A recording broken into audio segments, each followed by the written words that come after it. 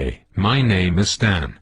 And I've been watching the Black Power community for the last 100 years. I just noticed that you guys have been having some problems figuring out what to do about me. You see, I'm a cracker. Yeah. The white man. The guy that has been running the whole world for the last 2,000 years. Well, the reason that I stopped by to speak with you today is to help. I've been watching you guys fight over gaining real black power, and thought I would give you a few pointers. Since we white guys have been running things since we invaded Africa, I figured I would lay out a blueprint to help you achieve your objectives. Might as well use a plan that works, right? Besides, it beats the backward, no progress, mistake repeating methods you people have been trying for the last 400 years. So I knew all of you needed some help. Especially, after Barack Obama got into office. He's a great guy, but a black man in a white man's house ain't really saying much considering all the hell you people have been through. Don't get me wrong. In many ways I know you were happy to get at least one black into office. This is good when you want to run politics, but ruling the world is what we white folks specialize in. Have you ever heard of the Illuminati? Well, that is the kind of coordination you are going to need to begin taking over the world. Okay, let's get started. Today, I am going to give you 3 things that we did to take over the world. You can use these too. And begin to gain real black power. Number 1. The first step to taking over the world is unity. I know you have heard of this before, but black people seem to really struggle with this one. You just don't seem to get it. You would rather fight against each other, instead of your enemies. This is bad business and you will never get true freedom doing things this way. Instead, do what we did to gain power.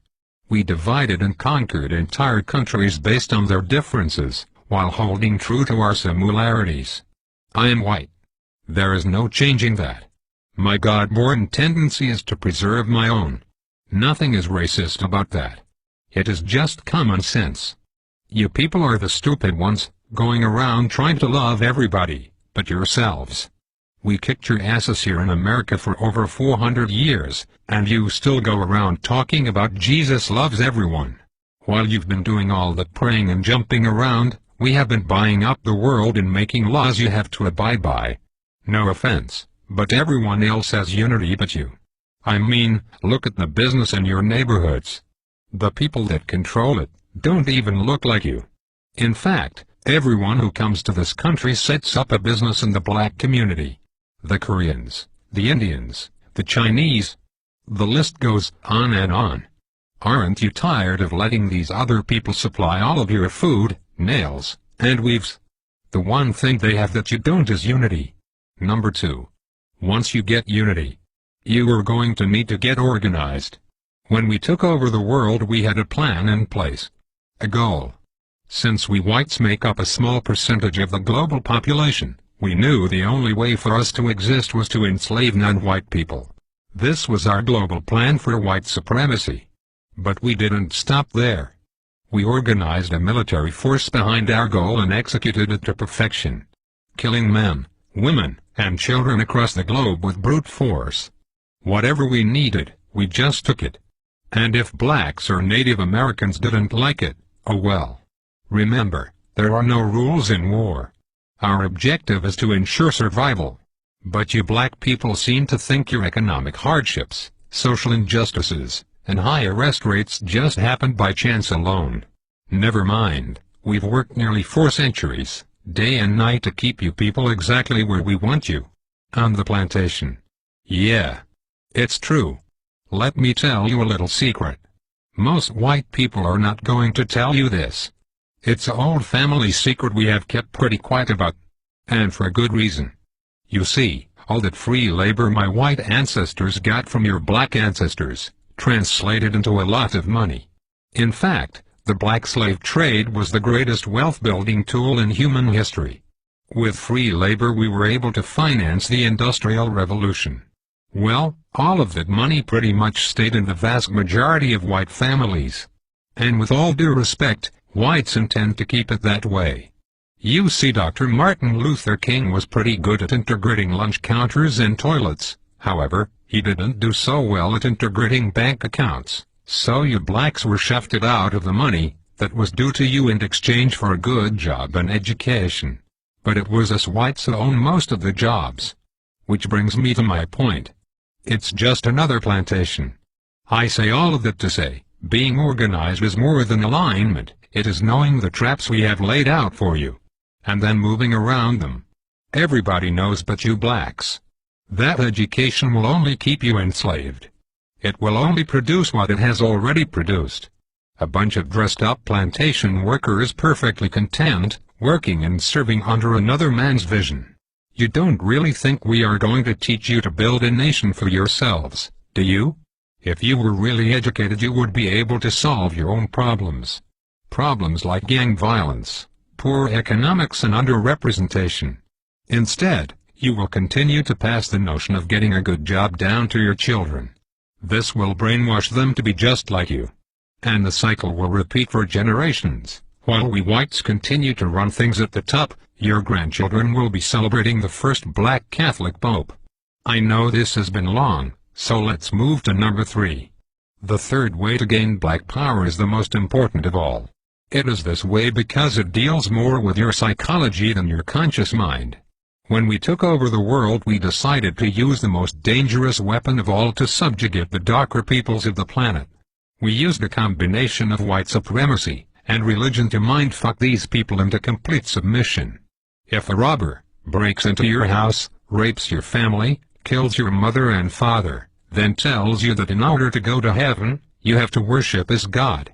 If someone did that to me, then said that to be born again, I had to worship as God, I'd kill the bastard right on the spot. But you black people seem to have no problem worshipping the God of your enemies. Even worse is the fact that for all the praying that you have done, it seems like the God of the white man is just as racist as we are. Anytime you start believing in the God of your enemy, it pretty much means you're a complete idiot and a pussy, who is too far gone to confront his adversary. This is a deep sickness, because to believe the man who murdered your family is your friend is to believe that watermelons have gills. This kind of thinking lacks critical reasoning, a skill needed to defend territory and the minds of the youth. You even believe that Haiti, the only black nation that ever kicked the white man's ass, is cursed because many of them practice voodoo. You even go further and believe that it was God that hit Haiti with a 7.5 earthquake. You religious-minded blacks thought this about New Orleans too. Let me tell you the truth.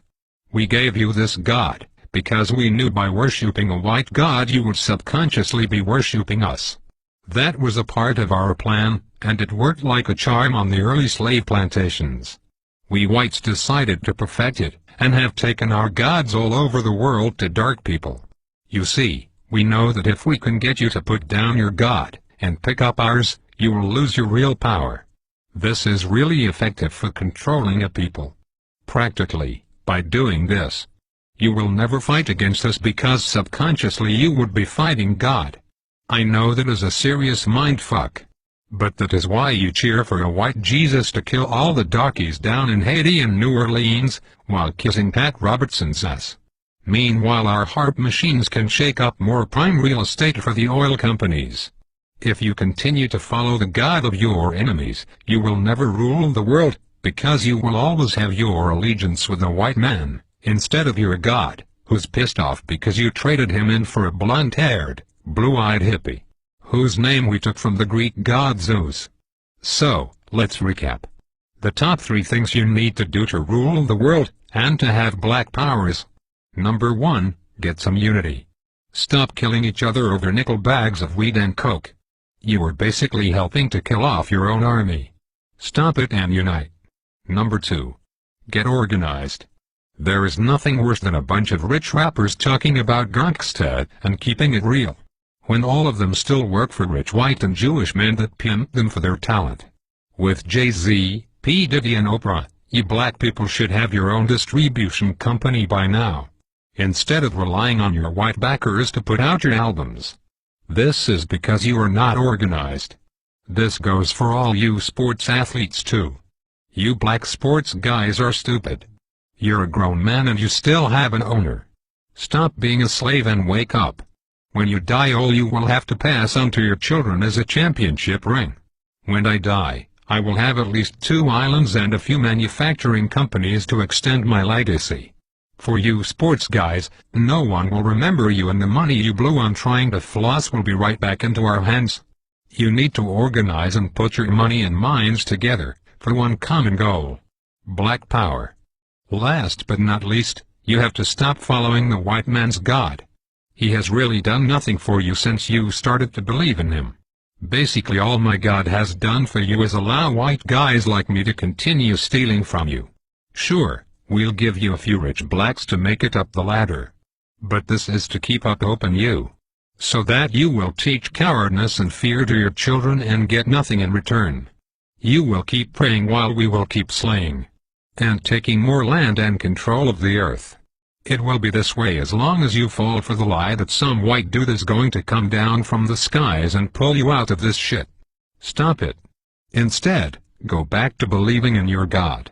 The God you had when you were rich in Africa and had diamonds, gold, and health. It certainly beats the crap the white man's God has given you.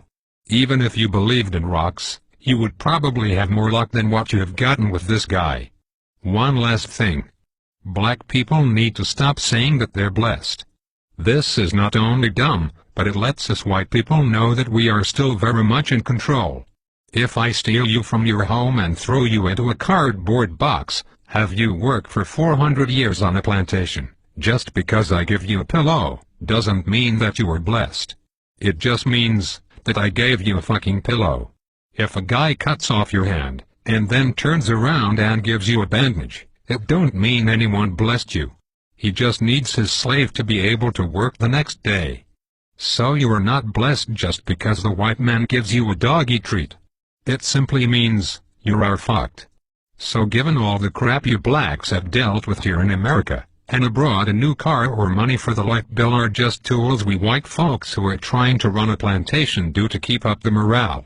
So, if going from Africa, a land of milk and honey, diamonds and resources, a place where you had a name and thousands of acres of land, to a place where you were struggling to eat in a one-bedroom apartment every day means you are blessed, then elephants have